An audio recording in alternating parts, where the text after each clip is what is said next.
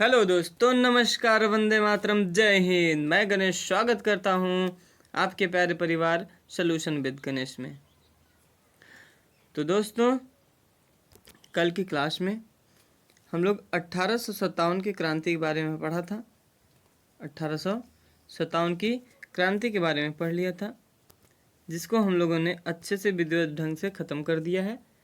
और आज की क्लास में हम लोग शुरू करने जा रहे हैं भारतीय राष्ट्रीय कांग्रेस, यानी INC। इसको आप कह सकते हैं इंडियन नेशनल कांग्रेस। क्लियर है साथी?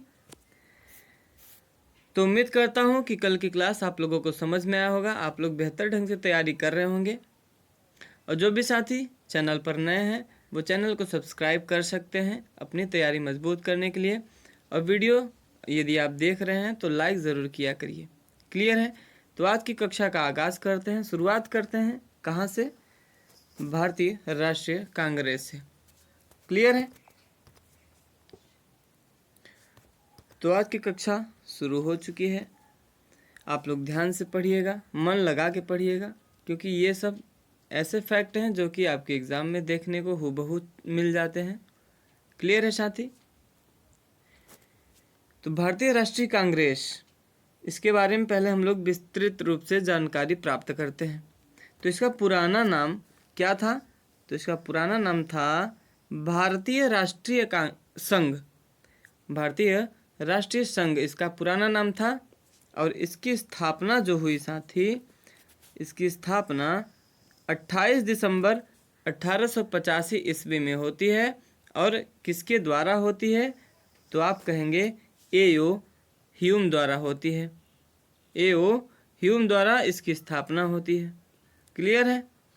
तो उम्मीद करता हूँ समझ में आ रहा होगा आप लोगों को। और जब इसकी स्थापना होती है, भारतीय राष्ट्रीय संघ की जब स्थापना होती है, तो उस समय गवर्नर जनरल जो आपके होते हैं उनका नाम लॉर्ड डफरिन, यानी लॉर्ड डफरिन के समय में ही भारतीय राष्ट्रीय कांग्रेस की स्थापना हुई थी। तो इस बात को आप याद रखेंगे। क्लियर है? और इसकी पहली बैठक जो हुई, भारतीय राष्ट्रीय कांग्रेस की जो पहली बैठक हुई, तो यह हुई 1885 ईस्वी में। और इसकी अध्यक्षता WC बनर्जी ने किया था। यानी इनका नाम जो है, पूर्ण रूप से आप जानकारी प्राप्त करना चाहते हैं तो WC बनर्जी का नाम जो था साथी, व्योमेश चंद्र बनर्जी इनका नाम था। क्लियर है? आगे बढ़ते हैं। तो यहाँ से शुरू होती है आपकी बैठक के बारे में स्टडी। क्लियर है? तो बैठक के बारे में हम लोग पढ़ेंगे। एक सेकंड साथी, कलम चेंज कर लें। तो बैठक के बारे में हम लोग विस्तार रूप से जानकारी प्राप्त करते हैं। और यहाँ पर बैठक जो है साथी, आप इतना याद रखिएगा कि पहले बैठक से लेकर के हम लोग अंतिम बैठक तक पढ़ेंगे, जिसमें जो जो इम्पोर्टेंट है, जो जो बैठक आपके एग्ज़ाम के लिए महत्वपूर्ण है, उसको हम लोग विधिवत ढंग से पढ़ेंगे। ठीक है? तो INC की पहली बैठक, यानी इंडियन नेशनल कांग्रेस, INC का मतलब इंडियन नेशनल कांग्रेस।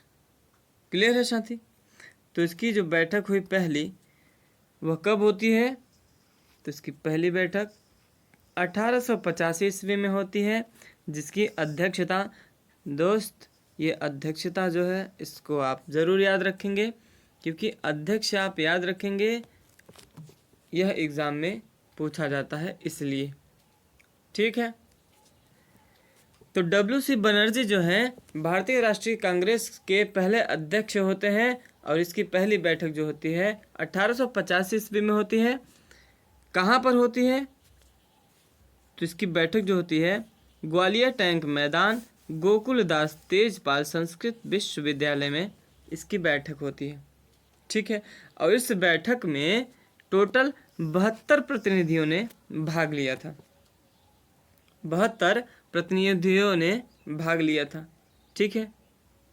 उम्मीद कर रहा हूँ साथी आप लोगों को समझ में आ रहा होगा। 72 प्रतिनिधि, यानी आप समझ रहे होंगे कि इस बैठक में 72 लोग थे, यानी 72 मत अपना प्रस्तुत कर रहे थे।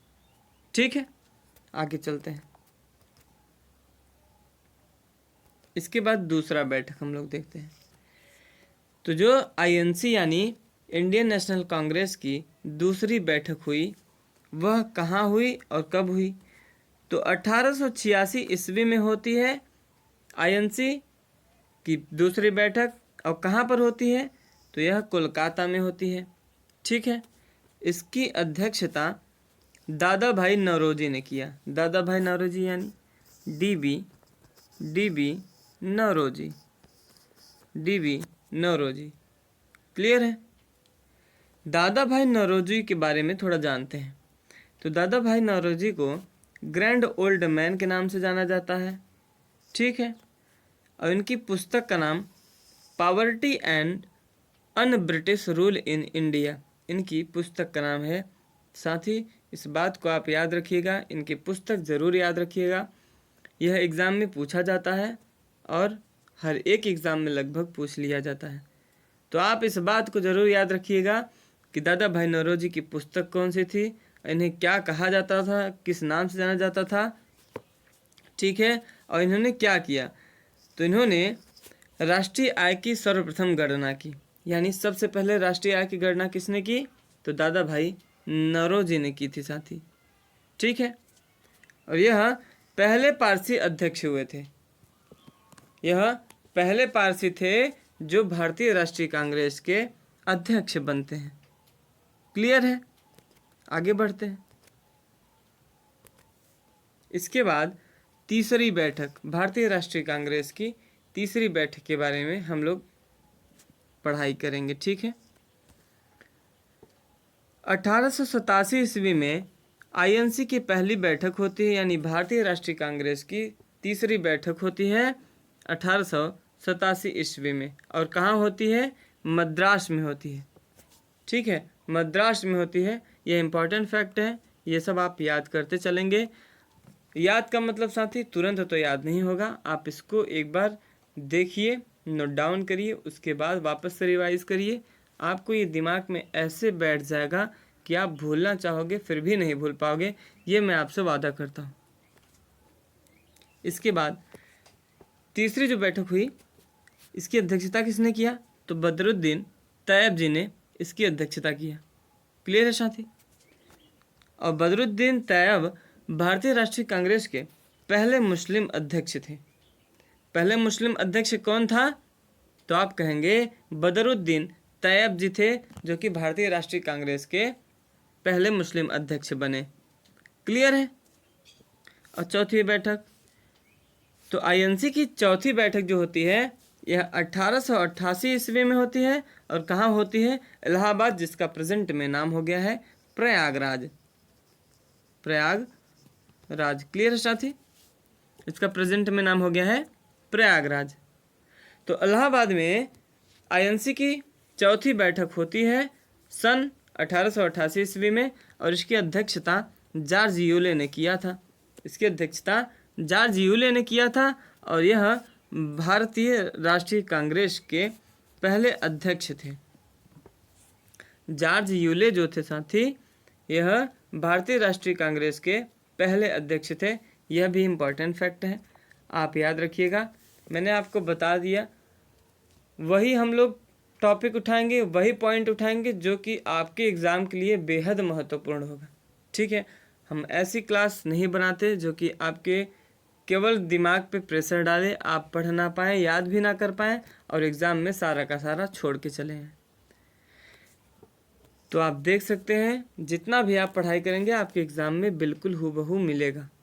ठीक है, यहाँ पर आप प्रीसीएस प्री लेवल तक आप एग्ज़ाम की तैयारी कर सकते हैं। ठीक है, इसकी अध्यक्षता यानी जो 1896 का कलकत्ता अधिवेशन होता है, यानी जो 1896 में बैठक होती है आईएनसी की, यानी इंडियन नेशनल कांग्रेस की, उसकी अध्यक्षता रहीमतुल्ला सयानी ने किया। अब रहीमतुल्ला सयानी ने किसकी अध्यक्षता की? तो 1896 का कलकत्ता अधिवेशन का। ठीक है साथी, नोट पढ़ लेते हैं। इस अधिवेशन में राष्ट्रगीत को पहली बार गाया गया। इस अधिवेशन में पहली बार राष्ट्रगीत गाया गया था। और राष्ट्रगीत क्या है अपना? तो वंदे मातरम राष्ट्रगीत है, इस बात को आप जानते ही होंगे। और राष्ट्रगीत लिखा किसने था? तो राष्ट्रगीत बंकिम चंद्र चटर्जी द्वारा लिखा गया है, जिसकी गाने की अवधि टोटल 65 सेकंड होती है। कितनी होती है? 65 सेकंड होती है। और राष्ट्रगीत कहाँ से लिया गया है? तो यह आनंद मठ पुस्तक से लिया गया है। यह आनंद मठ नामक पुस्तक से लिया गया है, जिसकी गाने की अवधि 65 सेकंड है। क्लियर है साथी? इस बात को आप याद रखिएगा। अब हम लोग देखते हैं 1911 का कलकत्ता अधिवेशन। 1911 का कलकत्ता अधिवेशन, तो सबसे पहले जानेंगे इसकी अध्यक्षता किसने की? तो इसकी अध्यक्षता पंडित विशन नारायण दत्त ने की थी। ठीक है। और इस अधिवेशन में पहली बार राष्ट्रगान गाया गया था। पहली बार राष्ट्रगान गाया गया था। ठीक है। नोट पढ़ते हैं। राष्ट्रगान को रविंद्रनाथ टैगोर ने लिखा था, यानी रविंद्रनाथ टैगोर द्वारा राष्ट्रगान लिखा गया। और इसकी गाने की जो अवधि है वह 52 सेकंड है। यह बात आप याद रखेंगे, क्योंकि ये एग्ज़ाम में पूछा जाता है कि राष्ट्रगान को कितने सेकंड में गाया जाता है, या फिर पूछ लेगा राष्ट्रगान की अवधि। ठीक है। तो आप इस बात को याद रखेंगे, यह फैक्ट आप याद रखेंगे, एग्ज़ाम में आपके पूछा जाता है। रविंद्रनाथ टैगोर को सर्वप्रथम भारत का नोबेल पुरस्कार मिला था। भारत का नोबेल प्राइज़ यानी नोबेल पुरस्कार सबसे पहले किसको मिला? तो रविंद्रनाथ टैगोर को भी मिला था। किस क्षेत्र में मिला था? तो साहित्य के क्षेत्र में मिला था। यह भी बात इम्पॉर्टेंट है। ठीक है। आगे बढ़ते हैं। आगे बढ़ने से पहले साथी, अगर आप लोगों को क्लास अच्छी लग रही हो तो लाइक ज़रूर करिए, क्योंकि लाइक आप करते हैं तो हमको मोटिवेशन मिलता है। ठीक है। तो आप लाइक ज़रूर किया करिए, और जहाँ तक हो सके आप क्लास को शेयर कर सकते हैं अपने दोस्तों में, अपने सर्कल में। रविंद्रनाथ टैगोर की पुस्तक गीतांजलि है। रविंद्रनाथ की पुस्तक कौन सी है साथी? तो गीतांजलि पुस्तक इनकी है। ठीक है। और इनको नाइटहुड की उपाधि मिली थी। ठीक है साथी, इनको यानी रविंद्रनाथ टैगोर को नाइटहुड की उपाधि मिली थी, जिसको इन्होंने जलियांवाला बाग हत्याकांड के बाद वापस कर दिया था। किसको? जिन्होंने इनको दिया था, यानी अंग्रेज़ों ने। ठीक है। तो इन्होंने इसको वापस कर दिया। कब कर दिया? जलियांवाला बाग हत्याकांड के बाद। अब ये जलियांवाला बाग हत्याकांड कब हुआ? तो यह 13 अप्रैल 1919 को होता है। ठीक है। जलियांवाला बाग हत्याकांड। क्लियर है? इसके बाद 1905 का बनारस अधिवेशन के बारे में हम लोग पढ़ लेते हैं। ठीक है। तो जो 1905 में बनारस अधिवेशन हुआ, इसकी अध्यक्षता गोपाल कृष्ण गोखले ने किया था।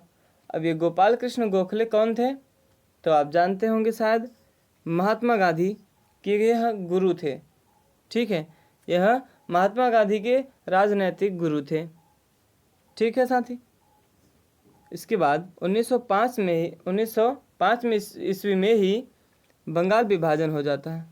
और बंगाल विभाजन में ही इस समय जो था, जब बंगाल विभाजन होता है, उस समय गवर्नर जनरल लॉर्ड कर्जन थे। कौन था साथी? लॉर्ड कर्जन था। ठीक है। इस बात को याद रखेंगे आप। इसके बाद गोपाल कृष्ण गोखले के गुरु महादेव गोविंद रानाडे थे।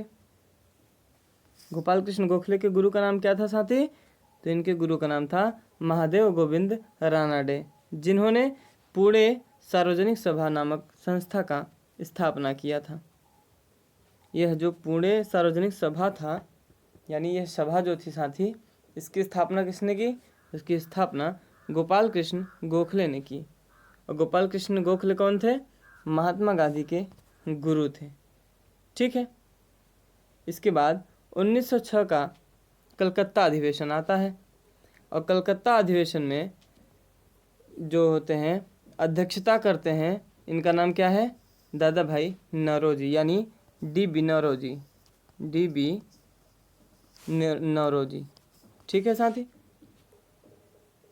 और इस अधिवेशन में ही दादा भाई नौरोजी के द्वारा सर्वप्रथम पूर्ण स्वराज की मांग की गई थी।